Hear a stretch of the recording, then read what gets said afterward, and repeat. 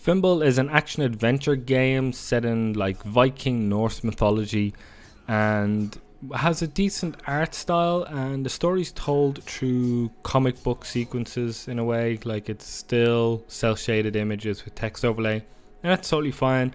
The biggest issue with this game is, at least where I played it, which is on Nintendo Switch, is its performance. And that's why I'm cutting to the chase right now. This game should not be played on Nintendo Switch. I think otherwise, if I can look past its main glaring issues, which, like, the performance is just shocking. I think in some parts it really starts to crawl, and there's just awful texture pop in as well. And when a lot of your game is quick enough, hacking and slashing with dodge rolls and everything, especially when it comes to boss battles, you kind of need a game with a consistent frame rate, and it's just not here.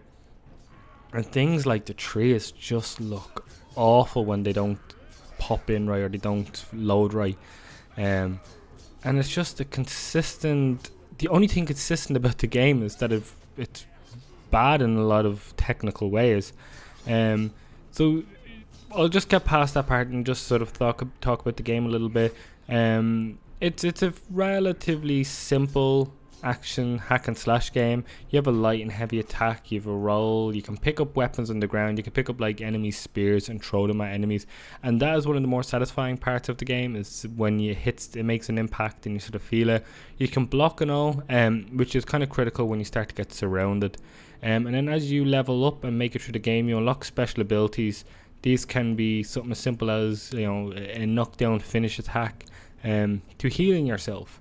And for the most part, the game is linear. You sort of go to a new area. There's usually, well, sometimes there's a big rock thing that appears in front of you, and you must go around finding these beacons that you can see through off in the distance. That it doesn't exactly matter, because a lot of the game is linear. It's sometimes have multiple paths, but usually the multiple paths you have to backtrack eventually, because you go there, you find the beacon thing, you light it up, and then you go backtrack, and then you go the other way. You have a few weapons for the most part. You have an axe and a sword. Your axe is sort of good against enemies with shields, and then the sword is just more of your damage dealer.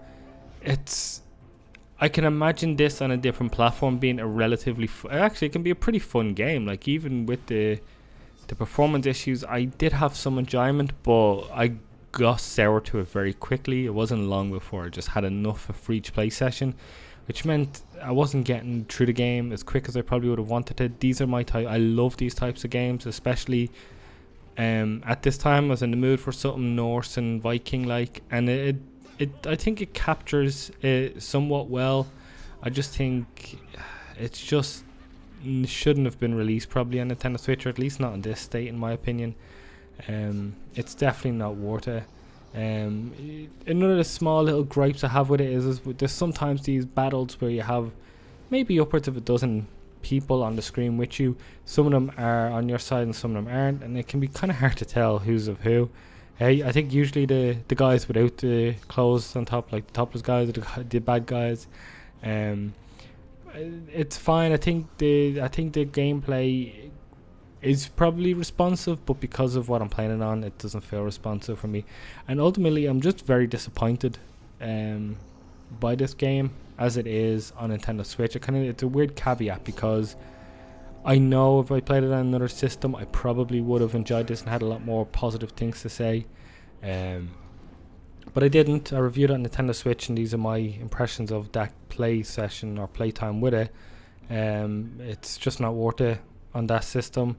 It's a fine, decently priced game that kind of reminded me of the PlayStation 2 era action adventure games, and there were dime a dozen. There were so many of them. It's got, like I said, there's a few niggly bits that annoy me. Another thing is when you're moving from area to area, like there's these large corridors, but so often trees will just get in the way of your view, and it just kind of goes past the screen, or it completely like blocks off your view of what's up ahead, and that's really annoying actually. But yeah, unfortunately there's not much more to say about this game. It's a game I'm gonna forget about and move on.